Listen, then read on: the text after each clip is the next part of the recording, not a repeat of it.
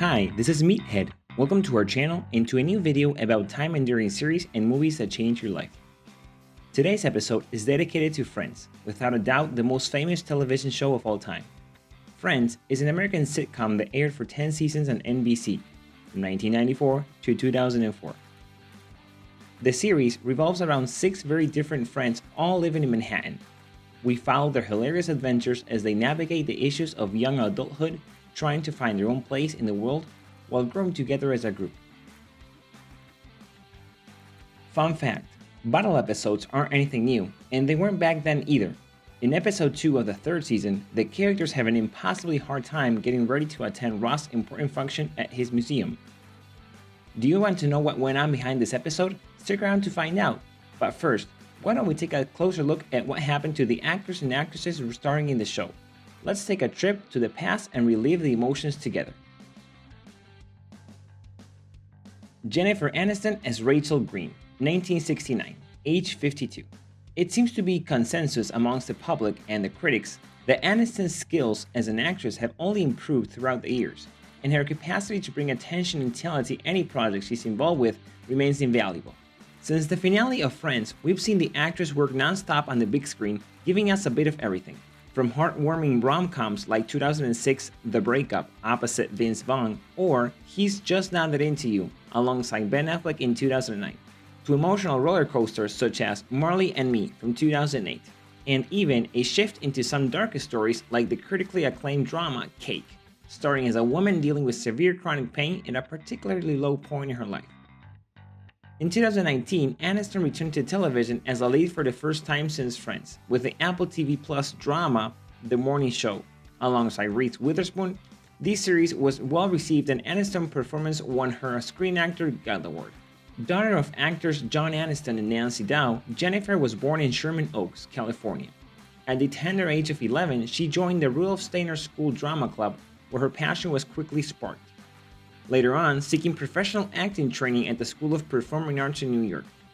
After graduating, she starred in a few off-Broadway productions for a while, landing her first television role as a regular on Molly in 1990, followed by a few appearances on film.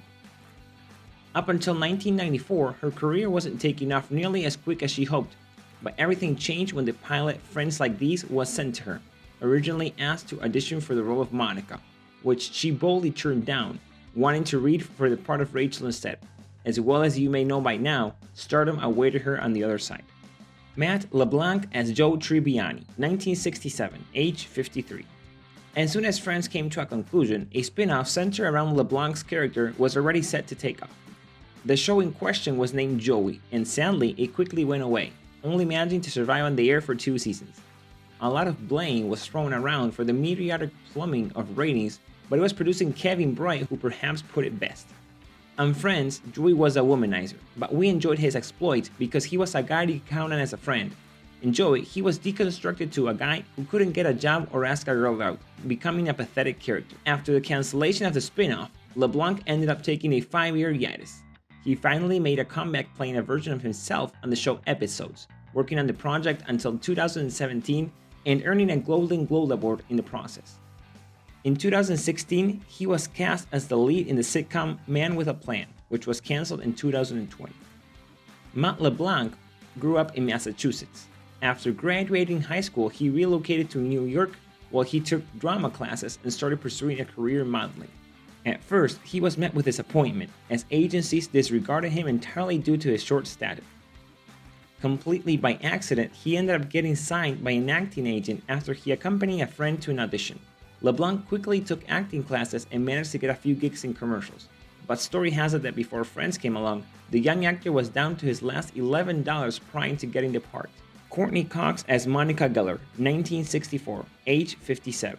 While she was working on Friends, Courteney Cox rapidly became a hot commodity in the industry, receiving countless offers and landing strong parts in many feature films, including the beginning of the legendary horror saga Scream, crime drama 3,000 Miles to Graceland from 2001, and comedy The Shrink Is in 2001 starring alongside David Arquette, who was her husband at the time. Cox continued her journey with a few more independent projects. Her most successful work on television since Friends came with Cougar Town from 2009 until the ending of the show in 2015. Aside from acting, she began to venture behind the cameras as a director and a producer for years to come. Courteney Cox was the youngest sibling of an affluent family and was raised in the exclusive town of Mountain Brook, Alabama. As a kid, she was very adept at sports and cheerleading, but decided to take another route by moving to New York and try her hand at modeling while attending acting classes. 1994 was certainly her breakthrough year as she starred opposite Jim Carrey in the legendary hit Ace Ventura: Pet Detective, before getting cast as Monica on Friends, which catapulted the young actress to superstardom. Before we go on the rest of the characters in the show, we'd like to remind all of you who aren't subscribed to click on the icon below and also give the video a thumbs up if you're already enjoying it with us. Now let's continue. Matthew Perry as Chandler Bing, 1969, age 51. For Perry, it has been a rocky road after Friends. First in 2006, getting the release of a movie pushed back for 2 years only to end up being released on DVD. 2 years later, unsuccessfully trying to sell a pilot entitled The End of Steve, a dark comedy that was written, produced, and set to star Perry himself, and giving it another try with a new pilot for the comedy Mr. Sunshine, which was bought by ABC but got cancelled after only 9 episodes. More bad luck for Perry came in 2012 when he got a starring role in the show Go On, only surviving for one short season on air. However, in these last couple of years, things have looked a little better for the actor, getting a few guest spots on television in a 2-year tenure on the series The Odd Couple, and successfully launching in 2016 a production of his play The End of Longing, written and performed by Perry. Matthew Perry was raised in Ottawa, Canada, where he became one of the best junior tennis players of the country. At the age of 15, he decided to move in with his father, American actor John Bennett Perry, who lives in Los Angeles. Matthew quickly became interested in acting and started performing in his high school plays. As he got older, he started auditioning, mostly getting small guest appearances on television for a good while before Friends came along and changed everything. Although he was more than happy with the success of the show, over the years he struggled with addiction to opioids and alcohol, having to spend various stints in rehab centers while Friends was still on the air. Fortunately, Perry was able to overcome his demons and in 2013 received a Champion of Recovery Award as recognition for his efforts. Lisa Kudrow as Phoebe Buffay, 1963, age 57. The multi-talented woman had an incredibly busy first few years following the ending of Friends, juggling up to 4 projects at the same time on some occasions. In 2005, Kudrow co-created, wrote, and starred in the HBO series The Comeback, about a once famous sitcom star seeking to make a comeback in the industry. It aired for 1 season, but it returned close to a decade later for a short follow-up. Her work on the show earned her a lot of praise and 2 Emmy nominations. Kudrow continued to expand beyond acting with Web Therapy, a largely improvised comedy web series co-created by her and launched in 2008. The show was a success and eventually got bought by a network, airing for a total of 4 seasons. Some of her most recent works on film include critically acclaimed comedies Easy A and Booksmart, as well as the thriller The Girl on the Train. The actress also appeared in a few episodes of Grace and Frankie and Unbreakable Kimmy Schmidt, and voiced the character of Wanda Pierce in the hit animated show BoJack Horseman. Lisa Kudrow was born in California in a middle-class Jewish family. Comedian John Lovitz has been cited as great inspiration for young Lisa to become a performer. She went on to join improv theater group The Groundlings in Los Angeles, where she became pals with Conan O'Brien. Of course, her big break came with Friends, and once she moved to New York, her transition to the big screen was smooth. First starring opposite Oscar winner Mira Sorvino in Romy and Michelle's high school reunion from 1997, and later that year had a standout performance in the classic film The Opposite of Sex. David Schwimmer as Ross Geller, 1966, age 54. Schwimmer surprised many with a complete shift fresh off the success of Friends, starring as the lead in 2005's independent drama Duane Hopwood, about a man suffering from alcoholism who is seeking to turn things around after hitting rock bottom. The actor received praise from the critics, including the legendary Roger Ebert.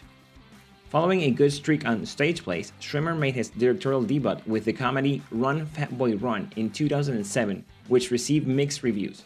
A year later, he took directing to the theater with Fault Lines, once again subject to lukewarm reception.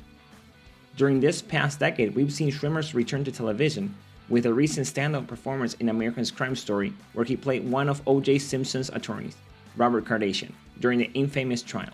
Aside from his artistic endeavors, Schwimmer has worked actively with a rape treatment center in Santa Monica, which specializes in support to victims of date rape and child abuse. David Schwimmer was born in Queens, and at the age of 10, his family moved to Los Angeles, where he quickly caught the acting bug. However, when the success of his mother as a divorce lawyer brought them to Beverly Hills, David felt out of place and almost deterred his life completely. It was his old drama teacher who encouraged him to stick it out and finish his education like his parents wanted, and then pursue his true passion.